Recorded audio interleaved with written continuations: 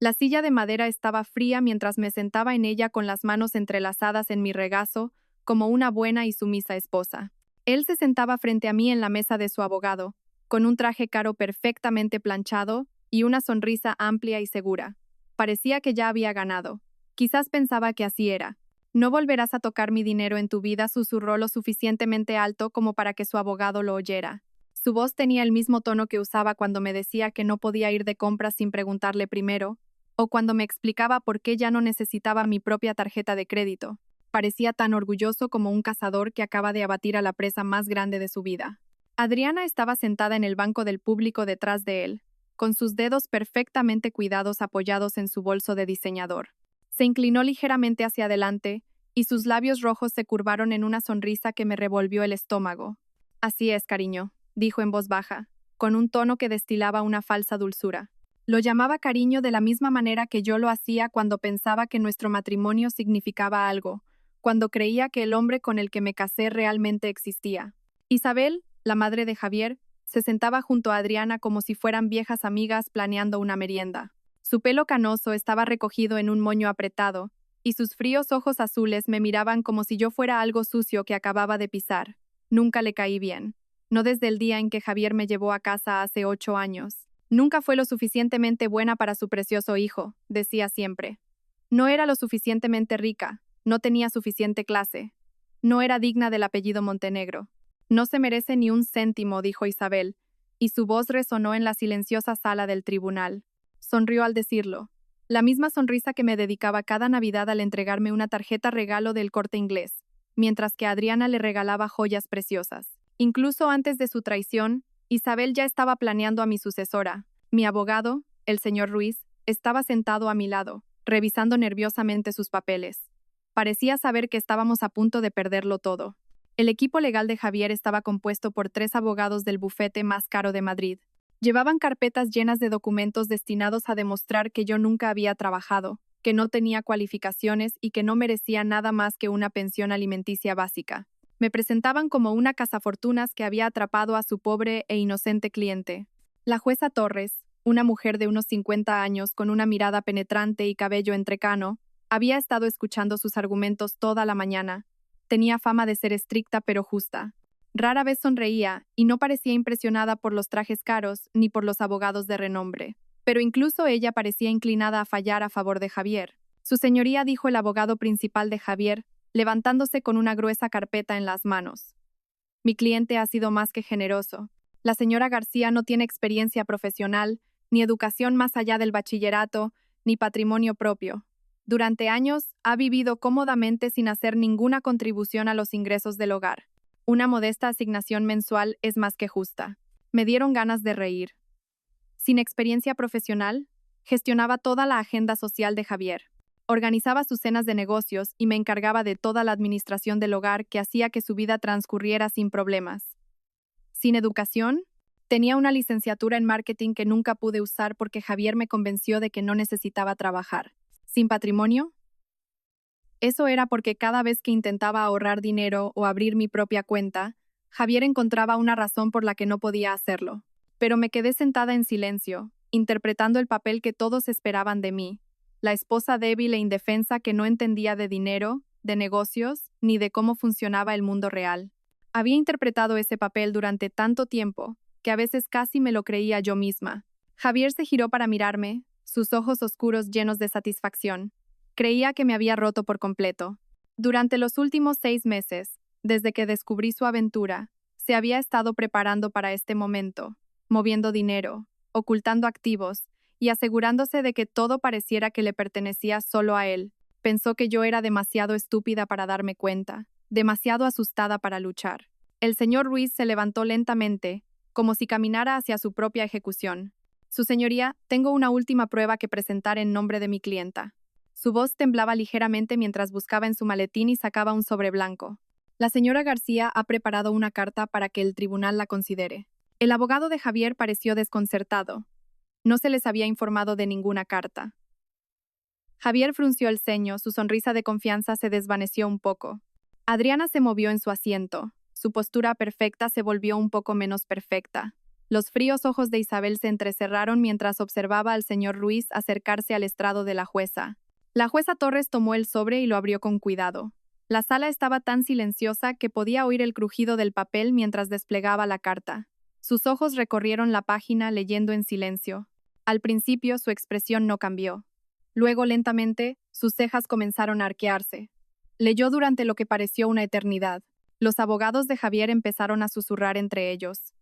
El propio Javier me miraba fijamente, tratando de adivinar qué demonios podría haber escrito yo que tuviera alguna importancia. Todavía parecía seguro, pero ahora había algo más en sus ojos, algo que podría ser inquietud. La jueza Torres terminó de leer y levantó la vista hacia todos los que estaban ante ella. Entonces, ocurrió algo asombroso. Empezó a reír. No fue una risita educada, sino una carcajada profunda y genuina que resonó en las paredes. Se rió tanto que tuvo que dejar la carta y quitarse las gafas para secarse las lágrimas. «Oh, esto es bueno», dijo en voz baja, pero su voz se oyó claramente en la sala silenciosa. «Esto es muy, muy bueno». Las sonrisas de confianza desaparecieron de sus rostros como si alguien hubiera accionado un interruptor. La cara de Javier palideció, la boca de Adriana se abrió ligeramente. La fría compostura de Isabel se resquebrajó, y por primera vez en 8 años, parecía genuinamente asustada. Sentí que la comisura de mis labios se curvaba en una leve sonrisa. Finalmente, después de meses de planificación y preparación, había llegado el momento de que supieran la verdad. Hace 3 años, pensaba que tenía el matrimonio perfecto. Javier llegaba a casa del trabajo con flores.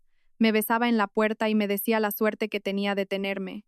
Vivíamos en un hermoso chalet en La Moraleja, con sus columnas blancas y su césped perfectamente cuidado. Me sentía como una princesa en un cuento de hadas. «Eva, no tienes que preocuparte por el dinero», dijo Javier una noche mientras estábamos sentados a la mesa del comedor. Cortaba su solomillo con movimientos precisos, tal como su madre le había enseñado. «Gano lo suficiente para los dos. Deberías centrarte en hacer de nuestro hogar un lugar hermoso». En aquel entonces, yo trabajaba en una pequeña agencia de marketing en el centro de Madrid, ayudando a las empresas locales con su publicidad. Me encantaba mi trabajo, los desafíos creativos y la sensación de logro cuando una campaña tenía éxito. Pero Javier llevaba meses sugiriendo que lo dejara. «Pero me gusta trabajar», dije, enrollando la pasta en mi tenedor, y el dinero extra nos ayuda a ahorrar para el futuro. Javier dejó el cuchillo y me miró con esos ojos oscuros que una vez hicieron que mi corazón se acelerara. «Cariño, no necesitamos tu pequeño sueldo. Apenas cubre la gasolina y la ropa para ir a trabajar. ¿No preferirías pasar tu tiempo haciendo de nuestra casa un lugar perfecto? Quizás empezar a planificar tener hijos». La forma en que dijo pequeño sueldo hizo que mis mejillas se sonrojaran.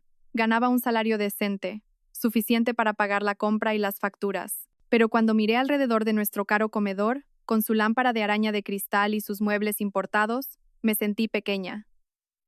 Quizás tenía razón, quizás mi contribución realmente no importaba. «Supongo que podría tomarme un tiempo libre», dije en voz baja. La sonrisa de Javier fue radiante. «Esa es mi chica lista. Serás mucho más feliz en casa». En un mes, había dejado mi trabajo. Javier tomó el control de todas nuestras finanzas, diciendo que sería más fácil si todo viniera de una sola cuenta. Me dio una tarjeta de crédito para los gastos del hogar y me dijo que le avisara si necesitaba algo más. Al principio, se sentía bien ser cuidada. Pasaba mis días decorando nuestra casa, cocinando platos elaborados y organizando las cenas de negocios de Javier. Pero poco a poco, las cosas empezaron a cambiar. La tarjeta de crédito tenía un límite bajo y Javier cuestionaba cada compra. Cuando compré unas cortinas nuevas para el salón, me preguntó por qué no le había consultado primero. Cuando gasté 100 euros en el supermercado, quiso ver cada recibo. «Eva, tenemos que ser más cuidadosos con el dinero», dijo una noche, revisando el extracto de la tarjeta con un bolígrafo rojo. «Esta cuenta de la cafetería. ¿Qué fue?» Me reuní con mi amiga Catalina para tomar un café, dije, sintiéndome como una niña a la que regañan. Solo fueron 15 euros. 15 euros aquí, 25 euros allá. Todo suma. Quizás deberías invitar a tus amigas a casa. Es más barato. Dejé de quedar con mis amigas para tomar café. Luego dejé de comprar ropa nueva sin preguntar primero. Luego dejé de comprar cualquier cosa que no fuera absolutamente necesaria. Javier me elogiaba por ser tan responsable, tan comprensiva con nuestro presupuesto, pero me di cuenta de que él seguía comprando trajes caros y yendo a comidas de negocios que costaban más que mi salario de una semana entera. Isabel lo empeoraba todo. La madre de Javier venía a comer todos los domingos y siempre tenía algo que decir sobre cómo llevaba la casa. Las flores del jardín no estaban bien arregladas. El pato asado no estaba lo suficientemente sazonado. Mi vestido era demasiado informal para una comida familiar de los Montenegro. Javier, cariño, dijo un domingo, cortando su pato en trozos pequeños. Vi a una chica encantadora en el club de hípica ayer, Adriana de la Vega, diseñadora de interiores. Es de una familia tan buena, y su trabajo es absolutamente exquisito. Javier asintió cortésmente, pero noté algo en su expresión. Interés. He oído hablar de su trabajo. Muy talentosa. Deberías contratarla para redecorar las habitaciones de invitados, continuó Isabel, sin mirarme. Les vendría bien un toque profesional. Había pasado semanas decorando esas habitaciones de invitados, eligiendo colores y telas que pensaba que eran hermosos. Pero sentada allí, escuchando a Isabel, sentí que todo lo que hacía estaba mal. Era amateur, no lo suficientemente bueno para los estándares de su familia. Es una idea maravillosa, mamá, dijo Javier. Eva, ¿qué te parece? ¿Qué podía decir? Que quería mantener las habitaciones en las que tanto había trabajado, que contratar a otra persona era como admitir el fracaso. Por supuesto, dije con una sonrisa que se sentía de plástico. Lo que creas que es mejor. Fue entonces cuando empezaron las llamadas telefónicas. Javier salía fuera para atender llamadas, diciendo que eran del trabajo. Empezó a trabajar hasta tarde con más frecuencia, llegando a casa después de que yo hubiera cenado sola. Cuando le preguntaba por su día, sus respuestas se volvían más cortas, menos detalladas. ¿Cómo fue la reunión del proyecto Fénix?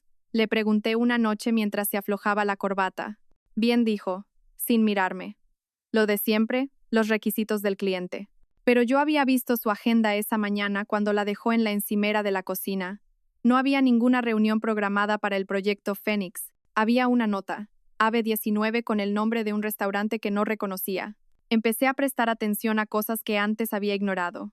Los extractos de tarjetas de crédito que Javier guardaba rápidamente, las llamadas telefónicas que se cortaban cuando entraba en la habitación, una nueva colonia que olía diferente a la que solía usar, camisas que volvían de la tintorería con una mancha de pintalabios que no era de mi tono. Una noche, mientras guardaba su ropa limpia, encontré un recibo en el bolsillo de su pantalón. Era de un restaurante caro en el centro de la ciudad, con fecha del martes pasado. La cuenta era para 2 personas, con champán y postre. Pero el martes por la noche, Javier me había dicho que estaba trabajando hasta tarde en la oficina con papeleo. Me temblaban las manos mientras sostenía ese recibo. El total era más alto que mi asignación mensual. Alguien había pedido bogavante y soufflé de chocolate, platos que Javier siempre decía que eran demasiado caros cuando mirábamos juntos los menús. Me senté en nuestra cama, mirando ese trozo de papel, y sentí que algo se rompía dentro de mi pecho.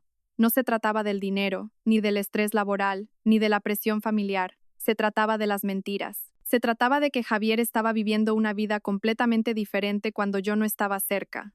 Esa noche, cuando Javier llegó a casa oliendo a un perfume que no era el mío, no dije nada.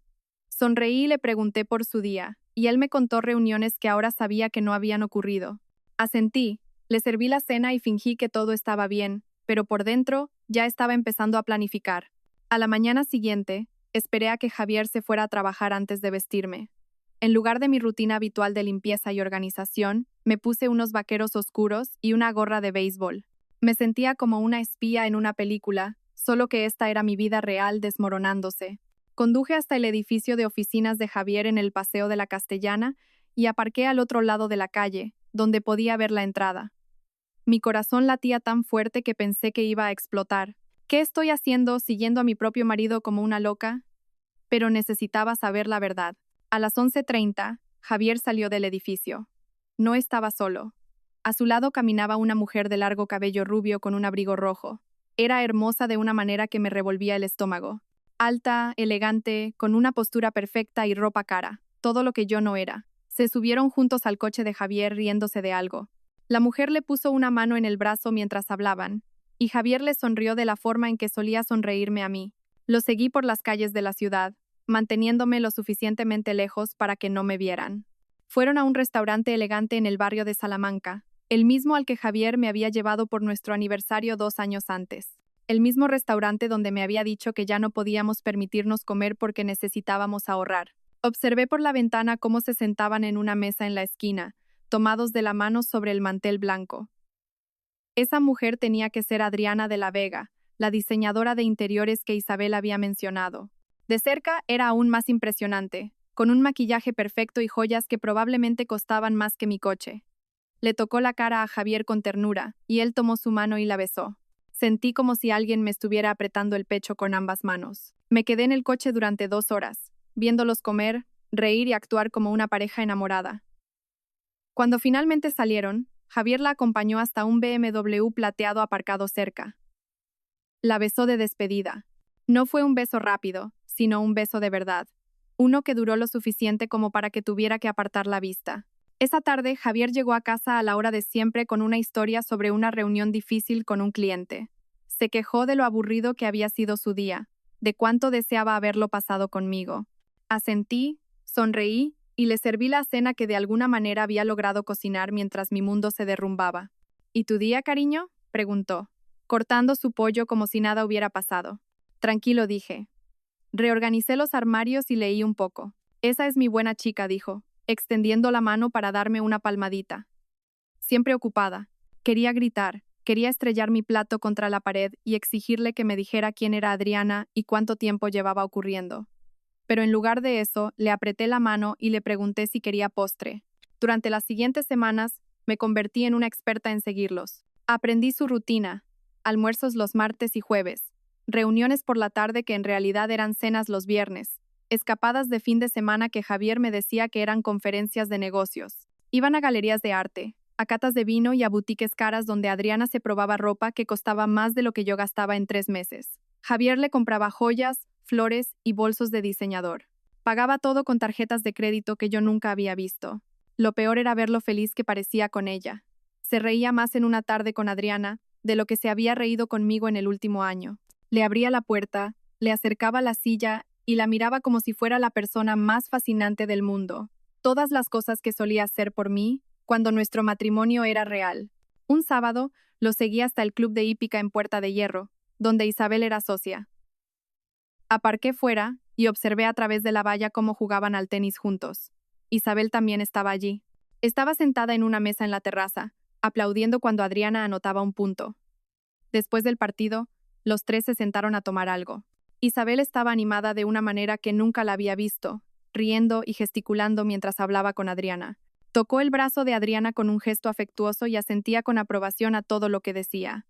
Estaba claro que Isabel no solo sabía de la aventura, sino que la aprobaba. Conduje a casa y me senté en el apartamento vacío, finalmente entendiendo la verdad.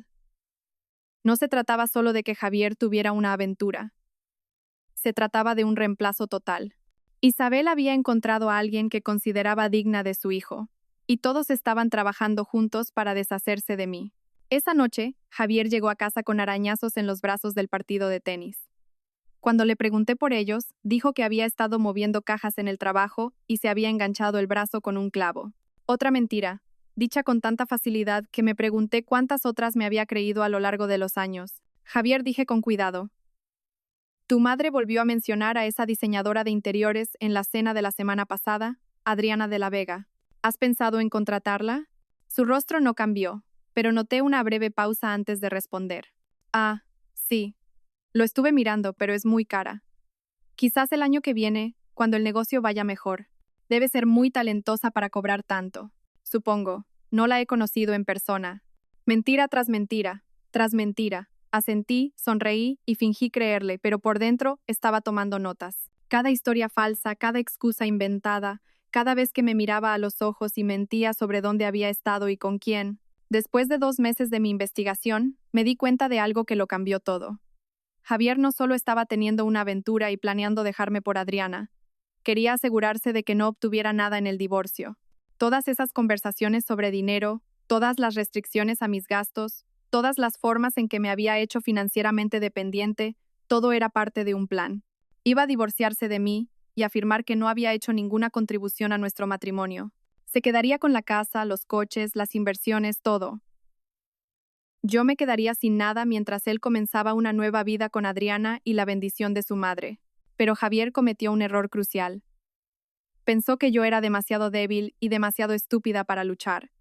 No tenía idea de que había estado observando, aprendiendo y planeando mi propia contraofensiva.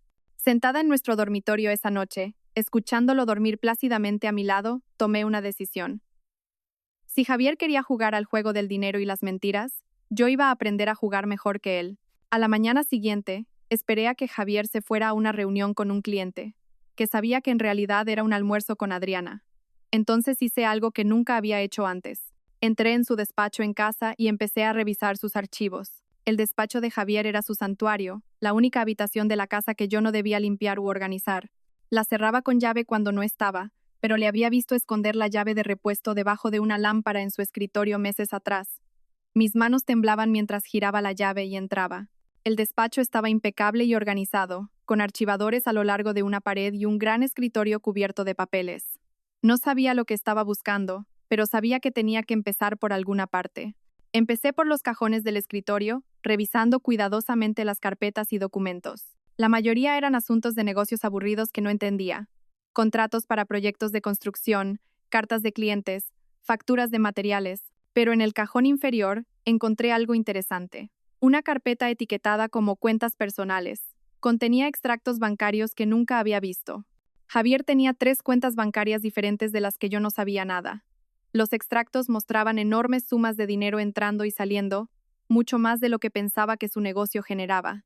Había depósitos de empresas de las que nunca había oído hablar y retiradas de efectivo que parecían demasiado grandes para ser gastos normales. Tomé fotos de todo con mi teléfono, teniendo cuidado de volver a colocar cada papel exactamente donde lo había encontrado.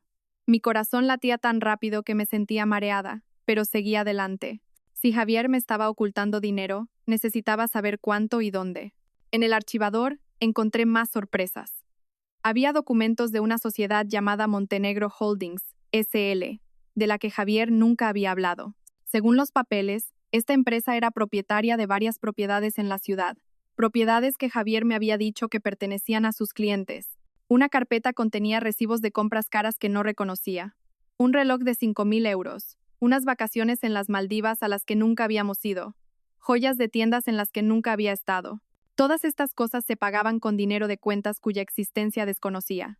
Pero el descubrimiento más impactante estaba en una carpeta etiquetada como documentos legales. Dentro había correspondencia de un abogado del que nunca había oído hablar, discutiendo algo llamado estrategias de protección de activos. Los documentos hablaban de mover dinero a paraísos fiscales y crear sociedades fantasma para ocultar patrimonio de posibles acreedores o reclamaciones legales. No entendía toda la jerga legal, pero entendía lo suficiente para saber que Javier estaba ocultando dinero a propósito. Se estaba preparando para algo, y tenía el terrible presentimiento de que ese algo era nuestro divorcio. Pasé 3 horas en ese despacho, fotografiando cada documento que parecía importante. Cuando oí el coche de Javier en el camino de entrada, todo estaba cerrado con llave y yo estaba en la cocina preparando el almuerzo como si nada hubiera pasado. ¿Qué tal la reunión?, pregunté mientras me daba un beso en la mejilla. Productiva, dijo, aflojándose la corbata. El proyecto Valoria avanza más rápido de lo esperado. Otra mentira. Había visto su agenda. No había ningún proyecto Valoria. Pero sonreí, asentí y le pregunté si quería un sándwich. Esa tarde, hice otra cosa que nunca había hecho antes. Llamé a mi vieja amiga Catalina, que trabajaba como contable en el centro. Habíamos perdido el contacto después de que dejé mi trabajo, pero esperaba que todavía me ayudara. Eva, dijo Catalina cuando contestó. ¿Cuánto tiempo? ¿Cómo estás? Bien, dije, tratando de mantener mi voz firme. Catalina, necesito tu consejo sobre unos documentos financieros. ¿Podríamos tomar un café? Claro. ¿Está todo bien? Suenas preocupada.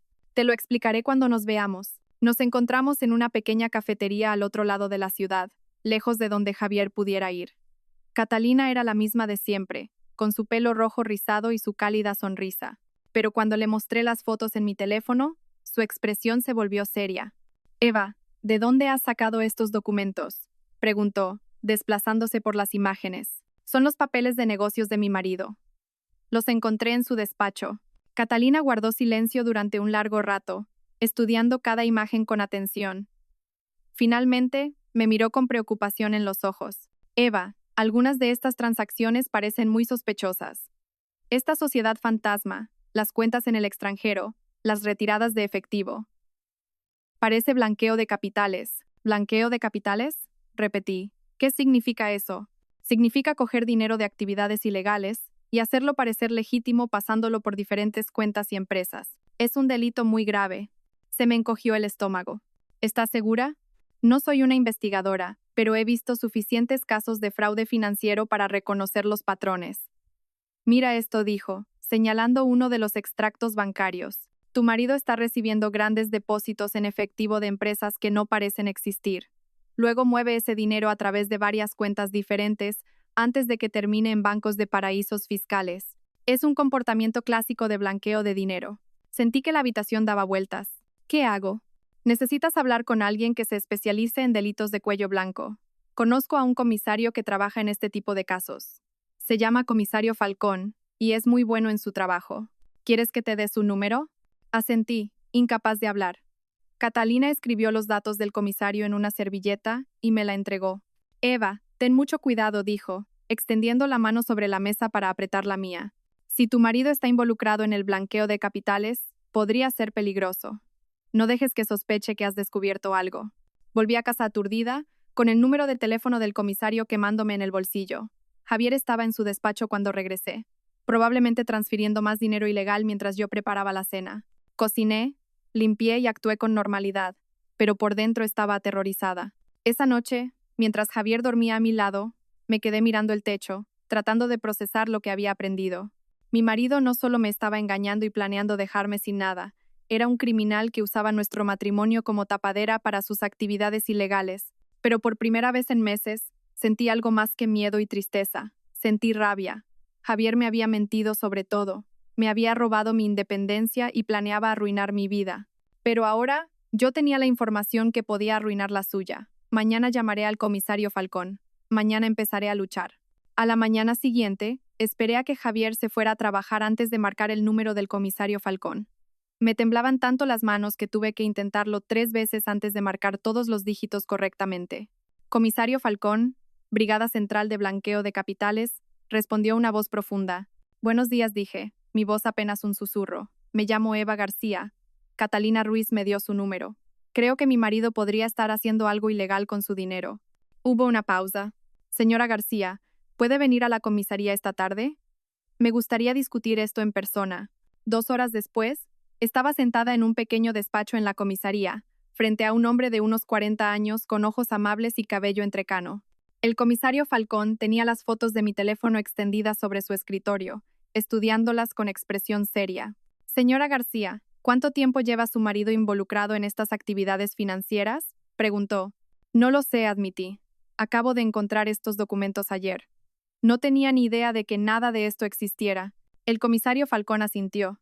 Es común en estos casos. Los cónyuges a menudo no tienen ni idea de las actividades ilegales de su pareja, señaló uno de los extractos bancarios. Estas transacciones muestran un claro patrón de blanqueo de capitales. Su marido recibe grandes sumas de efectivo de fuentes dudosas y las pasa por múltiples cuentas para ocultar su origen. ¿Qué tipo de fuentes dudosas? Pregunté. Dados los importes y los patrones, probablemente dinero del tráfico de drogas, el juego ilegal u otra actividad del crimen organizado. La empresa de desarrollo inmobiliario de su marido proporciona la tapadera perfecta para lavar el dinero mediante la compra y venta de propiedades. Se me heló el corazón. ¿Cuántos años de cárcel podría recibir por esto? El blanqueo de capitales es un delito grave.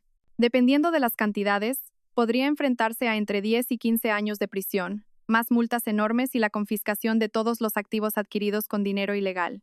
¿Todos los activos? Repetí. Todos. La casa, los coches, las cuentas bancarias, las inversiones. Si se compraron con dinero blanqueado, el Estado los confiscará. Mi mente se aceleró. Si Javier iba a la cárcel y lo perdía todo, ¿qué me pasaría a mí? Me quedaría sin nada tal como él había planeado, solo que ahora sería porque era un criminal, no porque me hubiera superado en el tribunal de divorcio. Comisario, dije lentamente, ¿y si le ayudara a construir el caso contra él? ¿Si pudiera conseguirle más pruebas? Se reclinó en su silla, estudiando mi rostro. Señora García, eso sería muy peligroso. Si su marido sospechara que lo está vigilando, podría volverse violento. Este tipo de gente no se toma bien la traición. Pero ya estoy en peligro, ¿no? Si está asociado con criminales, si está planeando divorciarse de mí y dejarme sin nada, no estoy segura de todos modos. El comisario Falcón guardó silencio por un momento. ¿Qué propone exactamente? Tengo acceso a su despacho, a su ordenador, a sus archivos. Podría copiar más documentos, grabar conversaciones, quizás incluso averiguar con quién trabaja. Pero necesitaría protección y alguna garantía sobre lo que me sucederá cuando todo esto termine. ¿Qué tipo de garantía? Quiero inmunidad frente a cualquier cargo relacionado con sus crímenes. Quiero protección si intenta hacerme daño. Y quiero quedarme con una parte de los activos que se compraron con el dinero legítimo de su negocio inmobiliario. El comisario Falcón sonrió por primera vez desde que llegué. Señora García, piensa usted como una fiscal. Permítame hacer unas llamadas y ver qué podemos hacer. 3 días después, me reuní con el comisario Falcón y una fiscal llamada Núñez. Habían redactado un acuerdo de cooperación oficial que me daba todo lo que había pedido a cambio de mi ayuda para construir el caso contra Javier. Señora García, explicó la fiscal Núñez, actuará como informante confidencial. Le proporcionaremos dispositivos de grabación y le enseñaremos a recopilar pruebas de forma segura. Pero debe entender el riesgo. Si su marido descubre lo que está haciendo, podría correr un grave peligro físico. Lo entiendo, dije, firmando los documentos con mano firme. ¿Cuándo empezamos? Durante los 2 meses siguientes, me convertí en una persona diferente. Durante el día, interpretaba el papel de la esposa obediente, cocinando, limpiando y preguntándole a Javier por su día. Pero en cada momento que estaba fuera de casa, yo estaba trabajando. Instalé pequeños dispositivos de grabación en su despacho y en su coche. Copié archivos de su ordenador en memorias USB. Fotografié cada documento que pude encontrar, construyendo una imagen completa de su operación ilegal. Las pruebas eran abrumadoras. Javier estaba blanqueando dinero para una organización de narcotráfico dirigida por un hombre apodado La Navaja. Recibía pagos en efectivo de entre 50.000 y 100.000 euros, y luego usaba su empresa inmobiliaria para comprar propiedades con ese dinero. Más tarde, vendía las propiedades y depositaba las ganancias en cuentas bancarias legítimas, haciendo que el dinero de la droga pareciera limpio. Pero Javier se había vuelto codicioso. En lugar de tomar solo su comisión por el blanqueo, se quedaba con dinero extra para sí mismo. Usaba ese dinero robado para financiar su aventura con Adriana, comprándole regalos caros y llevándola de vacaciones de lujo. Grabé conversaciones en las que Javier se jactaba ante un socio de lo fácil que era engañar a las autoridades. Fotografié reuniones en las que recibía maletines llenos de dinero de hombres de aspecto peligroso. Documenté cada transacción, cada mentira, cada crimen. La parte más difícil fue fingir que todo estaba bien. Cuando Javier llegaba a casa cada noche, me besaba y me contaba su día, inventando historias sobre negocios legítimos cuando yo sabía que había pasado la tarde con narcotraficantes y criminales. Pareces diferente últimamente, dijo una noche en la cena. Más segura de ti misma. Me gusta. He estado leyendo más, dije, lo cual era cierto. Estaba leyendo todo lo que podía encontrar sobre blanqueo de capitales y delitos financieros, aprendiendo cosas nuevas. Eso es maravilloso, cariño. El conocimiento es poder. Si tan solo supiera cuánto conocimiento había adquirido y cómo planeaba usar ese poder en su contra. Al final de los 2 meses, el comisario Falcón me dijo que teníamos pruebas suficientes para arrestar a Javier y embargar todos sus bienes. Pero pedí una semana más. Quería estar en ese tribunal de divorcio cuando Javier pensara que lo había ganado todo. Quería ver su cara cuando se diera cuenta de que su plan perfecto había sido desmantelado por la esposa que consideraba demasiado estúpida para luchar. La trampa estaba puesta. Ahora solo tenía que esperar a que Javier cayera en ella. El juicio de divorcio comenzó una fría mañana de martes de noviembre. Me senté en el pasillo fuera de la sala del tribunal, vestida con un sencillo vestido negro que me hacía parecer más pequeña e indefensa de lo que me sentía. Javier llegó con su equipo de abogados caros, todos con gruesos maletines y sonrisas de confianza. Buenos días, Eva, dijo Javier, su voz goteando falsa preocupación. Espero que podamos superar esto de forma rápida y amistosa. Asentí dócilmente, interpretando mi papel a la perfección. Solo quiero lo que es justo, Javier. Me dio una palmadita en el brazo como si fuera una niña. Por supuesto que sí, cariño. No te preocupes. Me aseguraré de que estés cuidada. Adriana llegó unos minutos después, vestida con un impresionante traje azul que probablemente costaba más de lo que yo solía ganar en un mes. Se sentó en el banco del público detrás de Javier, su presencia una clara señal de quién iba a tomar mi lugar. Isabel se sentó a su lado. Las dos susurraban y sonreían como viejas amigas planeando una celebración. Cuando entramos en la sala, el abogado principal de Javier, el señor Valcárcel, tomó inmediatamente el control. Era un hombre alto con el pelo plateado y un reloj caro. el tipo de abogado que cobra 1.000 euros la hora y gana casos por pura intimidación. Su señoría, comenzó el señor Valcárcel. Este es un caso sencillo. Mi cliente, el señor Javier Montenegro, es un exitoso hombre de negocios que ha mantenido a su esposa durante 8 años. La señora García no tiene experiencia laboral ni educación más allá del bachillerato, y no ha hecho ninguna contribución financiera al matrimonio. Exige un acuerdo irrazonable que arruinaría el negocio y el sustento de mi cliente. La jueza Torres escuchó sin expresión mientras el señor Valcárcel presentaba su caso. Tenían gráficos que mostraban los ingresos de Javier, diagramas que demostraban mi falta de contribución y declaraciones de testigos que me pintaban como una cazafortunas que había atrapado a un hombre inocente. Isabel fue la primera en subir al estrado, con un traje azul marino y perlas que la hacían parecer la perfecta dama de sociedad. Habló con una voz clara y segura sobre cómo yo nunca había encajado en su familia. Javier se esforzó mucho por ayudar a Eva a mejorar, testificó Isabel. Le pagó clases de etiqueta, le compró ropa apropiada, incluso contrató tutores para ayudarla a aprender sobre arte y cultura. Pero ella no mostró ningún interés en superarse a sí misma ni en apoyar la carrera de Javier. Cada palabra era una mentira, pero Isabel las pronunció con tal convicción que casi me las creí. Javier nunca pagó clases ni tutores. Lo único que pagó fue mi silencio y mi sumisión. La señora García no tiene ni idea de los deberes sociales que conlleva ser la esposa de un hombre en la posición de Javier, continuó Isabel. Lo avergonzaba en eventos de negocios y se negaba a participar en actividades benéficas. Francamente, me sorprende que el matrimonio haya durado tanto. El señor Valcárcel asintió con aprobación.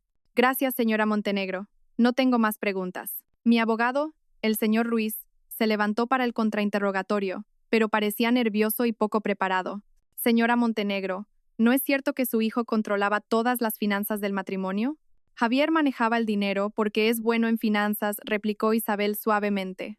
Eva no mostró ningún interés en aprender sobre esos asuntos. ¿Y no es cierto que usted alentó la relación de su hijo con la señorita de la Vega? Los ojos de Isabel brillaron con ira. No tengo ni idea de lo que está insinuando. El señor Ruiz se sentó rápidamente, claramente derrotado. Quería gritarle que luchara más, pero me recordé a mí misma que todo era parte del plan. A continuación, Javier subió al estrado.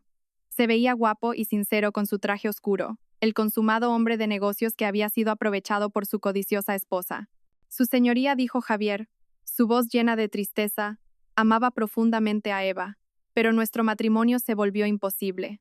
No estaba interesada en construir una vida juntos ni en apoyar mi carrera.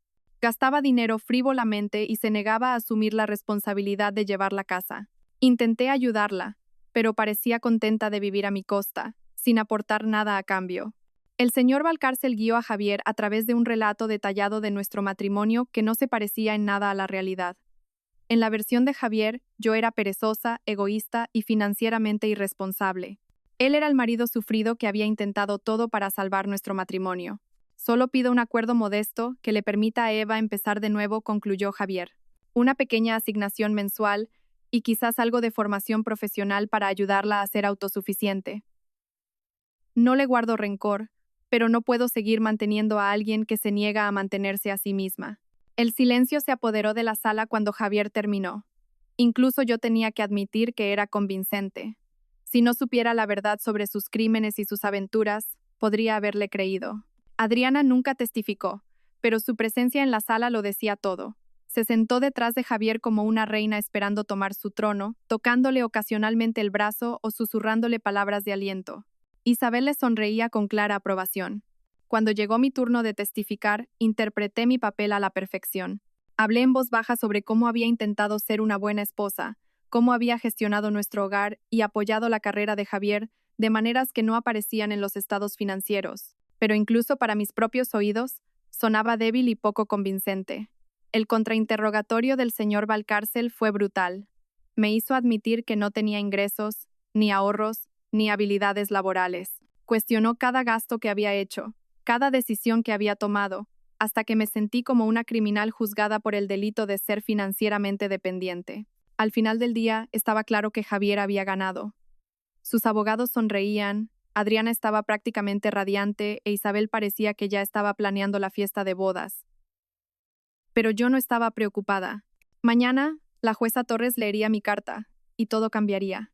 Me senté en esa fría silla de madera, viendo a Javier susurrar sus crueles palabras sobre que nunca volvería a tocar su dinero. La dulce voz de Adriana, llamándolo cariño, me dio escalofríos, pero mantuve mi rostro impasible. La declaración de Isabel de que no me merecía ni un céntimo debería haberme dolido, pero en cambio, me llenó de una sensación de satisfacción. No tenían ni idea de lo que se avecinaba. El señor Ruiz se levantó con manos temblorosas, sacando el sobre blanco que contenía 2 meses de meticulosa planificación. Su señoría, tengo una última prueba que presentar en nombre de mi clienta. La señora García ha preparado una carta para que el tribunal la considere. La sonrisa de confianza de Javier vaciló ligeramente. Sus abogados parecían desconcertados, susurrando entre ellos sobre pruebas de las que no habían sido informados. Adriana se movió en su asiento. Su postura perfecta se volvió menos perfecta. Los fríos ojos de Isabel se entrecerraron mientras observaba cómo el sobre llegaba a manos de la jueza Torres. La jueza Torres abrió el sobre con cuidado y comenzó a leer. La sala estaba tan silenciosa que podía oír el latido de mi propio corazón. Observé su rostro mientras sus ojos recorrían las páginas, viendo el momento en que su expresión cambió de un leve interés a asombro, y luego a algo que parecía deleite. Leyó durante lo que pareció una eternidad. Javier me miraba fijamente, tratando de adivinar qué demonios podría haber escrito yo que tuviera alguna importancia. Todavía parecía seguro, pero una sombra de inquietud se había deslizado en sus ojos oscuros. Los mismos ojos que me habían mentido durante años. Cuando la jueza Torres terminó de leer, miró a Javier, luego a Adriana, luego a Isabel, y entonces estalló en carcajadas. No fue una risita educada, sino una carcajada profunda y genuina que resonó en las paredes. Se rió tanto que tuvo que quitarse las gafas y secarse las lágrimas. «Oh, esto es bueno», dijo en voz baja, su voz resonando en la sala silenciosa. «Esto es muy, muy bueno». Las sonrisas de confianza desaparecieron de sus rostros, como si alguien hubiera accionado un interruptor. El rostro de Javier palideció, la boca de Adriana se entreabrió. La fría compostura de Isabel se resquebrajó por primera vez en 8 años. La jueza Torres se recompuso y miró directamente a Javier. «Señor Montenegro, según esta carta, su esposa ha estado cooperando con la Brigada Central de Blanqueo de Capitales de la Policía Nacional durante los últimos 2 meses. Ha proporcionado pruebas exhaustivas de su operación de blanqueo de dinero, incluyendo grabaciones, fotografías y documentos financieros». Javier se puso de pie de un salto. «Eso es imposible. Ella no sabe nada de mis negocios». «Siéntese, señor Montenegro», dijo la jueza Torres con dureza. «Según el comisario Falcón, usted ha estado blanqueando dinero para una organización de narcotráfico.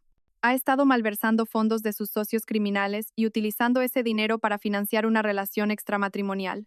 Adriana ahogó un grito, llevándose una mano a la garganta. «Javier, ¿de qué está hablando?» «Las joyas, los viajes, las cenas caras», continuó la jueza, leyendo mi carta. «Todo pagado con dinero robado de la droga. Señorita de la Vega, quizás debería contactar a un abogado. Aceptar regalos comprados con el producto de una actividad delictiva podría convertirla en cómplice de blanqueo de capitales». El rostro de Adriana se volvió blanco como el papel. Miró a Javier con horror, dándose cuenta de que todo lo que le había dado era evidencia en un caso penal grave. «Yo no lo sabía», susurró. «No tenía ni idea». Isabel se levantó, su voz temblando de rabia. «Esto es ridículo. Mi hijo es un hombre de negocios respetado». «Señora Montenegro», dijo la jueza, mirando a Isabel con disgusto, «su hijo se enfrenta a cargos de blanqueo de capitales, evasión de impuestos y pertenencia a organización criminal. El Estado tiene la intención de confiscar todos los activos adquiridos con fondos ilegales, lo que parece incluir la casa familiar, los vehículos y la mayor parte de su empresa». El abogado de Javier le susurraba frenéticamente al oído, pero Javier lo apartó.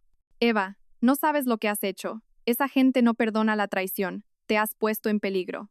Me levanté lentamente, sintiéndome más fuerte de lo que me había sentido en años. «Sé perfectamente lo que he hecho, Javier.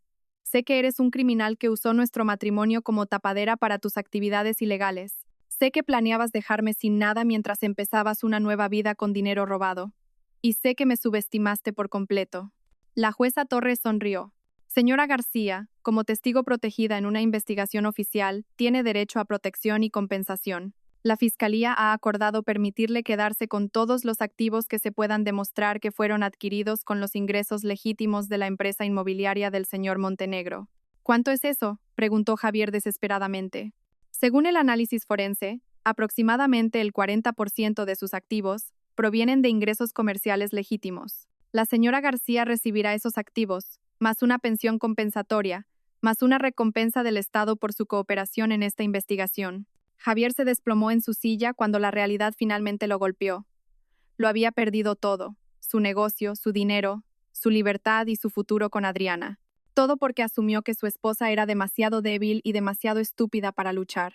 Adriana ahora estaba llorando, el rímel corriendo por sus mejillas mientras se daba cuenta de que sus sueños de riqueza y estatus se habían hecho añicos. Isabel se sentó en un silencio atónito, viendo cómo la reputación de su familia era destruida en cuestión de minutos. Además, continuó la jueza Torres: hay agentes de policía esperando fuera de esta sala para arrestar al señor Montenegro por cargos de blanqueo de capitales, pertenencia a organización criminal y fraude fiscal.